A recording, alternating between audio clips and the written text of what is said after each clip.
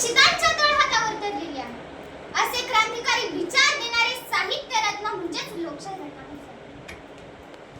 अहो केवळ दीड दिवस शाळेत जाऊन त्यांनी 35 कादंबऱ्या, कथा संग्रह, पोवाडे, पटकथा इत्यादींची निर्मिती केली. अण्णा भाऊंची लेखणी म्हणजे वचनांसाठीची जाणीव होती. त्यांनी आपली लेखणी कल्पनेतील सौंदर्य दाखवणाऱ्या मोरपिसासारखी वापरली नाही, तर शोषितांची व्यथा मांडणारी तलवार म्हणून वापरली. ते लिहितात की नैराश्य हे तलवारीवर साठलेल्या धुळीसारखे असते. धूळ झटकली की ती तलवार पुन्हा धारदार होते. तसेच आपण नैराश्य झटकून संघर्षाला तयार राहिलो. अण्णा भाऊंचे साहित्य म्हणजे शब्दरूपी तलवार होती. भल्या भल्यास घाम फोडणारी तिला धार होती.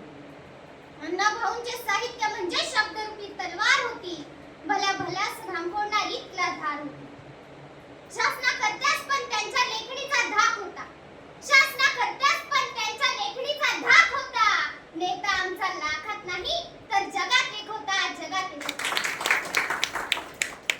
खरं तर म्हणजे लोकशाहीर अण्णाभाऊ साठे विकास महामंडळ यांची मी आभारी आहे, कारण त्यांनी आम्हा विद्यार्थ्यातील कलागुण ओळखून त्या कलागुणांना वाव दिला आणि हा सत्कार घेण्याच्या योग्यतेचा आम्हाला समजलं. याबद्दल मी सर्वांचे आभारी आहे. शेवटी आम्हा विद्यार्थ्यांना काय पाहिजे असतं? गुरुवर यांची साथ आणि कौतुकाची थाप, बस एवढं भेटलं की आम्ही विद्यार्थी प्रगतीपथाच्या दिशेने वाटचाल करतो.